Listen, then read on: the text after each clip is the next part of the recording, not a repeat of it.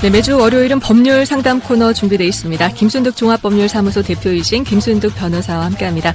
안녕하세요. 네, 안녕하세요. 네, 날씨가 갑자기 너무 더워졌죠? 너무 더워요. 마스크까지 쓰려고 하니까 맞아요. 너무 힘들어요. 그러게요. 그래도 잘 써야죠. 어떻게, 그쵸? 예. 오늘의 법률 상담, 어떤 주제로 이야기 나눠볼까요? 우리가 법률 상담을 하다 보면 네, 가장 많이 질문하는 것이 네, 제가 판결 또는 공정정서가 있는데 채무자 재산을 알 수가 없어서 돈을 못 받고 있습니다. 그러면 돈을 받을 수 있는 방법은 없을까요? 이런 질문을 굉장히 많이 합니다. 네. 그만큼 돈 떼이신 분들이 많다는 거죠. 그렇죠. 안타까워요. 네. 예. 그러면 상담을 해보면 어느 정도 그분들이 다른 곳에서도 이와 관련해서 상담을 했었는데 네. 뭔가 특별한 것이 있을 거라는 그런 생각을 가지고 계속적으로 상담을 하는 경우가 많이 있습니다. 네.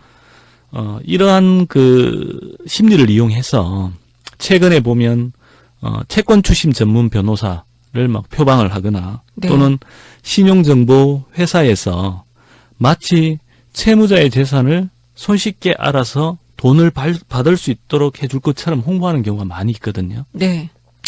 그런데 사실은 특별한 방법이 없습니다. 아, 우리가 진짜요? 돈을 받는 방법은 네. 정형화된 방법은 없고요. 네.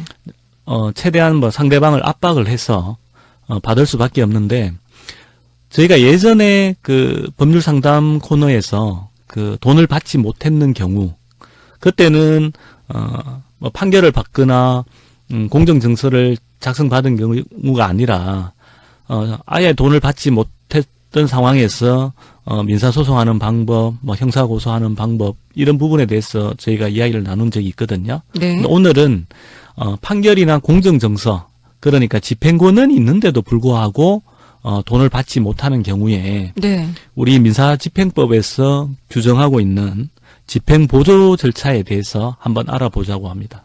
그렇군요. 그러면 우선 재산 명시 제도부터 알아볼까요? 네. 청취자 여러분들께서도 재산 명시 제도에 대해서는 한 번쯤은 들어봤을 겁니다. 많이 못 들어본 것 같은데. 못 들어본 것 같아요? 돈을 빌려준 적이 없나 봐요. 빌려줄 돈이 없었던 거죠. 빌려줄 네. 돈이? 네. 그럼 가장 좋은 안타까운. 거죠. 네. 그런가요? 예, 돈을 안 빌려주는 게 가장 좋죠. 돈 못 네. 받으면 얼마나 스트레스를 받겠습니까? 그러니까요. 오히려 돈을 받기 위한 비용이 더 들어가는 경우가 많이 있거든요. 그렇군요. 근데 이게 집행 보조 절차잖아요. 네, 맞습니다. 그러면 이 보조 절차, 재산 명시 제도를 알아보고 그거를 사용할 수가 있는 건가요? 그렇죠.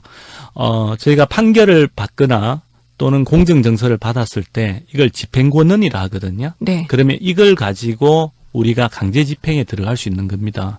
그런데 대부분이 부동산에 이 사람이 부동산이 있다고 한다면 그 부분에 대해서 압류를 해서 경매를 넣어서 환가를 해서 돈을 받으면 되는 거고 네. 그 사람이 금융자산이 있으면 계좌에 압류를 해서 돈을 받으면 되는 거고요. 그분이 직장에 다니면 월급에 압류를 해서 돈을 받으면 되는데 대부분의 경우에는 거의 드러난 재산이 없다는 거죠. 드러난 재산이 없고 그 사람의 재산이 어디 있는지도 잘 모르는 경우가 많이 있습니다. 이런 경우에 우리가 법원에 재산 명시 신청을 하게 되면 네. 법원에서는 일정한 요건을 갖춘 경우에 재산 명시 명령을 하게 됩니다. 나한테 돈을 주지 않은 사람의 재산 명시를 해달라 이렇게 그렇죠. 요청하는 법원에서 거죠. 채무자에게 재산 상황을 밝히라고 하는 거죠. 네. 그러면 채무자는 재산 목록을 작성해서 제출을 하고요. 네. 이 재산이 틀림없다는 부분에 대해서 선서를 하게 되는 겁니다. 만약에 이것을 거부하게 될 경우에는 감치가 될 수도 있습니다. 감치는 근데 뭐예요? 감치는 우리가 구금 시설에 네. 일시적으로 구금을 하는 거죠. 네. 그런데 실무를 해보면 재산 명시 신청을 하잖아요. 그러면 채무자 중에 내 재산이 이러이러하게 있습니다 하고 재산 목록을 제출하는 경우는 거의 없습니다. 네. 대부분은 재산이 없다고 제출을 합니다. 그리고 그 사람이 어디에 재산이 있는데 허위로 재산이 없다고 제출을 했는지 그걸 파악하기는 굉장히 어려운 부분이거든요. 진짜요? 예, 그렇기 때문에 재산 명시 신청을 한다 하더라도 무조건적으로 돈을 받을 수 있다. 이것은 아니고요. 이것도 하나의 압박 수단이 될 수 있다는 겁니다. 네. 그 예전에 제가 수행한 사건인데 법인의 경우에 처음에 상담자에게도 제가 판결은 받아줬는데 그쪽에 드러난 재산이 없다 보니까 집행이 안 되잖아요. 네. 근데 일반인 입장에는 어떻습니까? 자기가 판결을 받으려고 한 게 아니잖아요. 돈을 받으려고 그렇죠. 재판을 한 거죠. 돈이 내한테 들어와야지 뭔가 내가 판결에서 승소했다는 그런 느낌이 드는 거지. 네. 판결만 덜렁 주면서 당신이 누구한테 돈 받을 권리가 있습니다. 네. 이게 무슨 의미가 있어요? 맞아요. 돈을 못 받는데. 네, 나라에서 좀 받아주면 좋겠어요. 그걸요? 불가능한 일이잖아요. 그렇죠? 그렇죠. 국가가 뭐 투심을 대신해 줄 수는 없는 거잖아요. 그러니까요. 그렇기 때문에 이제 채무자의 재산을 한번 파악해 보라고 했을 때 드러난 재산은 없고 거의 신용 상태가 엉망이라는 그런 이야기를 들었습니다. 어떤 법인인데 네. 골프장이거든요. 골프장인데 네.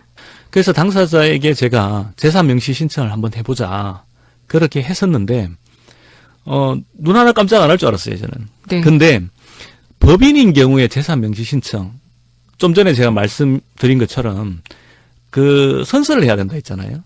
법인인 경우에는 우리가 민사소송을 하는 경우에는 뭐 대리인을 내보내면 그 본인이 직접 법정에 안 나와도 됩니다. 네. 근데 재산 명시 신청 같은 경우는 대리인을 내보낼 수가 없어요.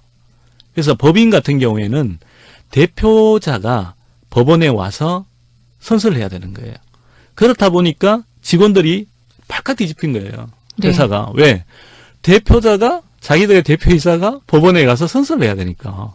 그래서 그 부분에 대해서 이제 보고하기도 굉장히 어려운 것 같더라고요. 네. 결국에는 합의를 하자고 연락이 왔습니다. 근데 그 사람은 그럼 돈이 있는데도 안 주는 거네요. 그렇죠. 끝까지. 예. 우리나라의 대부분의 사람들이 돈이 있으면서 안 주는 경우가 많다고 보시면 되겠죠. 나쁜 사람들이 생각 외로 또 많네요. 한번 자기 수중에 돈이 들어오면 네. 그거 남의 자기 거라고 돈인데. 생각했지. 그렇죠. 자기 돈이라고 생각하겠죠. 그렇구나. 예. 아유, 빌려준 돈 빨리 다들 갚으셨으면 좋겠어요. 네. 네. 그 다음 집행 보조 절차로서 저희가 알아볼 게 채무 불이행자 등재 제도거든요. 그러면 이거는 재산 명시 제도를 했는데도 또 뭔가 이렇게 효과가 없을 때 하는 건가요? 아닙니다. 택일적으로 할 수 있습니다. 아, 재산 둘 중에 명시 하나 선택을 하는 신청도 거예요? 할 수 있고 채무 불이행자 명부 제도도 이용할 수 있는 겁니다. 이거는 뭐예요? 그 채무를 이행하지 않은 채무자의 인적 사항을 기록한 명부를 일정 기간 법원에 보관을 하고 그 주소지 등에서 통보해서 그 일반에 공개함으로써 간접적으로 채무 이행을 압박하는 제도입니다. 네. 그러면 누가 채무 불이행을 했다, 그죠? 누가 채무 불이행을 했다는 것을 은행 연합회 있잖아요. 우리가 네. 전국의 은행을 관할하는 은행 연합회에 그 정보를 제공하면 네. 그 채무자 명의로 통장이나 신용카드 개설이나 휴대폰 개통하는 게 불가능하겠죠. 네. 그러면 채무자가 경제 활동하는데 굉장한 상당히 어려움이 있으니까 지장이 있네요. 네. 돈을 갚을 수도 있다는 거죠. 그렇군요. 이것도 하나의 압박 제도인데 네. 근데 예를 들어서 채무자가 나는 뭐 내 명의로 된 카드 통장 쓰지 않고 뭐 지인이나 가족들의 다른 사람의 명의를 빌려서 거래한 경우가 굉장히 많거든요. 네. 우리나라 사람들 같은 경우는. 네. 특히 기업을 하다가 어떠한 기업에서 채무를 변제해야 되는데 일단 폐업을 시켜놓고요. 다른 사람 명의를 빌려서 새롭게 창업을 하는 경우도 많이 있습니다. 네. 이런 경우에는 또 큰 의미가 없는 제도가 되는 거죠. 그러면 이제 이 두 가지도 다 안 되면 어떻게 해야 되나요? 마지막으로 저희가 이제 생각해 볼 수 있는 부분이 재산 조회 제도가 있거든요. 그 재산 조회 제도는 그 좀 전에 말씀드린 재산 명시 절차에서 제가 말씀드렸잖아요. 제출한 재산 목록이 네. 내 재산이 여기 있으니까 압류해서 받아가세요. 이렇게 이야기하는 사람 아무도 없거든요. 네, 아무도 그렇죠? 없어요. 예. 대부분이 재산 목록은 재산이 없다고 이렇게 제출을 많이 합니다. 재산을 제출하더라도 네. 이미 은행에 건저당 채무가 다 잡혀있다고 봐야 되겠죠. 네. 또는 다른 건저당 사인 간의 채무가 다 잡혀있다고 봐야 되는 거고 또 저희가 채무자의 주소를 알 수 없는 경우가 있잖아요. 이런 경우에 그 채무자의 재산이 있는지 법원에서 공공기관, 금융기관의 전산망을 통해서 조회를 한 다음에 그 결과를 재산 목록에 준해서 관리하는 제도인 재산조회 제도가 있습니다. 그래서 집행보조 절차는 재산 명시 제도, 네. 그리고 채무불이행자 명부 제도, 재산조회 제도 이 세 가지라고 보시면 됩니다. 그렇군요. 이 모든 것들을 했음에도 불구하고 네. 떼인 돈을 못 받으신 분들 있을 거 아니에요. 그렇죠. 네, 그분들을 위해서도 한 말씀 해주세요. 마지막으로. 이러한 제도까지 다 했는데 못 네. 받았다고 한다면, 어차피 그 채무자가 돈이 생길 때까지 기다릴 수밖에 없어요. 시간과의 싸움이고, 그 돈을 못 받을 수 있다는 생각을 하셔야 돼요. 내가 항상 계속적으로 빌려줄 때 그렇죠. 못 받을 수도 있다. 이런 마음으로 빌려줘야 되나요? 돈을 빌려주지 않는 게 좋겠죠. 그쵸. 돈 거래는 하면 안 그러니까 되죠. 먼저 돈은 절대 빌려주지 않는 건데 그 그렇죠. 사람이 너무 힘들고 너무 위급한 상황이다. 이럴 때는 그냥 못 받는다. 내가 그냥 주는 거다고 준다. 생각을 해야 되겠죠. 그래 굉장히 성경적이다. 그렇죠? 그렇죠. 우리가 CBS 방송이다 보니까. 네. 근데 생각을 해보세요. 지금 우리가 거의 제로 금리까지 내려갔잖아요. 네. 은행에서 내가 담보를 통해서 대출 금리가 굉장히 낮습니다. 그런데 돈을 빌리는 사람들이 내가 이자로 주겠다는 거는 거의 10배 정도 되거든요. 네. 은행에서 제2금융권에서조차 돈을 못 빌리는 사람이 개인한테 그만큼의 10배 정도의 이자를 주면서 내가 돈을 갚겠다 하는 것을 상식적으로 믿을 수 있겠습니까? 네. 믿기 그건 어려운 돈을, 거죠. 그렇죠. 예. 그거는 돈을 빌려주면 안 되는 거죠. 그래요. 조금 마음을 무겁게 하는 주제이기도 한데 예. 빌려준 돈 받는 예. 방법에 대해서 이야기 나눠봤습니다. 지금까지 김순득 종합법률사무소 대표이신 김순득 변호사와 함께했습니다. 고맙습니다. 네, 감사합니다.